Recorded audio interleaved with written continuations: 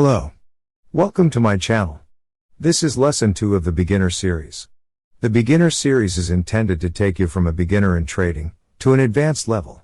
All questions will be answered in the comments section. Please stay tuned by subscribing to my channel. Turning on the notification bell will help you not to miss the next episode of this series. Let's get in.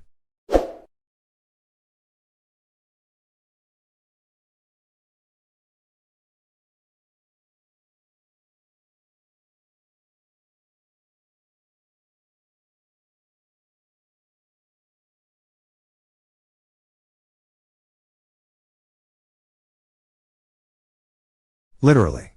Anyone can place a trade and win. Therefore, being a trader goes beyond that. Psychology is a keyword associated with trading. Success in trading, most experts say, is 80% psychological and 20% analytical. Your mental strength will be highly tested when trading. Trading can be very lonely. When one sets on the quest to become a professional trader, without a coach or anyone to look up to, the journey can be a very lonely hell of a ride. Ever since this came to notice, scams have also been abundant. So please stay alert. I intend to help newbies to understand the fundamentals of trading, so they can become independent traders. Using my course outline as keywords, you can learn more from other channels. This will serve as a roadmap, so you don't get confused or lost. Learning is a process, not an event. I will urge you to follow only few individuals for trading lesson, as every trader has his way of trading. Unrealistic expectations from greediness can make trading an expensive hobby. Fear of missing out, FOMO, and fear of losing money and being wrong should never become your primary motivation to act or not, else you become anxious and make mistakes. Do not trade with money you can't afford to lose.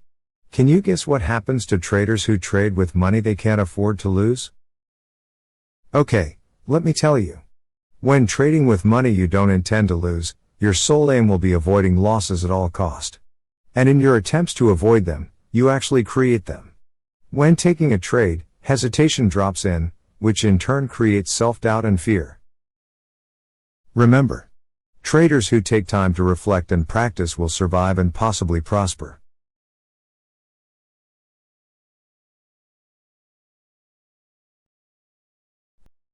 Securities Exchange. The New York Stock Exchange and American Stock Exchange, amongst others, used to be the place where trading was done. This was where traders met in person to buy and sell securities. As trading used to be done in person, these days you can do most of the work online. Advancements in technology have allowed everyday individuals to take up trading at home to try and make money. Literally, anyone can trade now, but not at the Securities Exchange floors. Only registered members are allowed to trade on the exchange floors. To make this possible, some registered members take orders from individuals and execute them on their behalf. These members are referred to as brokers. A broker is an individual or firm that acts as an intermediary between a trader and a securities exchange. This is because securities exchanges only accept orders from individuals or firms who are registered members. Therefore, individual traders need the services of brokers to send their orders. An order consists of instructions to a broker or brokerage firm to buy or sell a security on behalf of a trader. Orders are typically placed over the phone or online through a trading platform. I will make a video on how to send an order to a broker. So stay tuned by subscribing.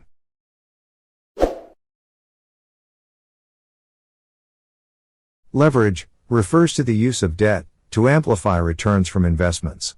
Traders and investors use leverage to multiply their buying power in the market. Using leverage can multiply potential returns from trades and investments. At the same time, leverage can also multiply the potential downside risk in case the investments do not pan out. Basically, leverage gives a trader much buying power. Example of leverage: 1 to 10, 1 to 100. 1 to 500, 1 to 1000, 1 to 2000, etc. Let's see how leverage works. 1 to 100 means, for every $1 amount you provide, you get $100 to trade with. Likewise, 1 to 1000 means, providing $1 enables you to trade with 1000 US dollars. Funds controlled is the amount of money, at a trader's disposal, to trade with. This is determined by your capital and leverage. Funds controlled equals capital times leverage. When one deposits a capital of 50 US dollars and uses a leverage of 1 to 100, funds controlled equals 50 times 100, which equals 5,000 US dollars. When 1 to 2000 leverage is used,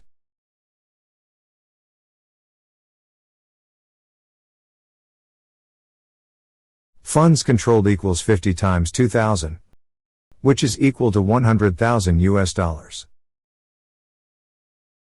Some brokers offer 1 to unlimited leverage. Note that, choosing a high leverage, just gives you much buying power, and do not drain or magnify your capital in any way. If a transaction is not made, your capital stays the same. The amount of money you earn or lose depends on the lot size used. Lot size refers to the quantity of an item ordered. For instance, one can order 10 pieces of iPhone 7 from Amazon. The lot for this transaction is 10. In the financial markets, lot is the amount of securities bought in a single transaction on an exchange. Lot can also be called volume. 0.01 is called the micro lot. 0.10 is called the mini lot. 1.00 is called the standard lot, which is one lot. How to use lot. Note the green circle. When placing an order, one has to select a lot size. The maximum lot that can be used depends on your funds controlled. Brokers also set limit that a lot a trader can use. When a Forex pair, say, your USD, moves 10 points, that is, from 1.19020 to 1.19030.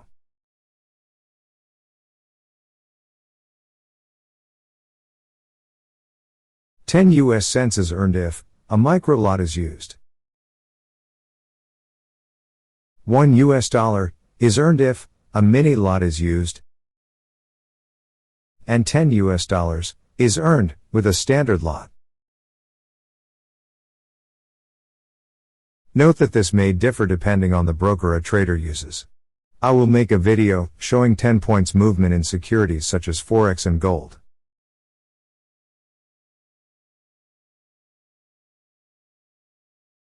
Forex market, stock market, commodities, bonds, derivatives, crypto. My focus as a trader is on the Forex market. I trade in the stocks, commodities and crypto markets occasionally. Note that Forex is the largest market and most liquid market in the world, with over $3 trillion US traded daily. Liquidity will be explained as we progress. Note that investment is not risky for the financially literate. On mastering trading, doors can be opened. When it comes to risk, the wonderful thing about trading is, you choose the amount you want to risk with auto stops. Once again, never trade with money you can't afford to lose. This is the course outline for the next lessons of this series. See you in the next episode of the Beginners series.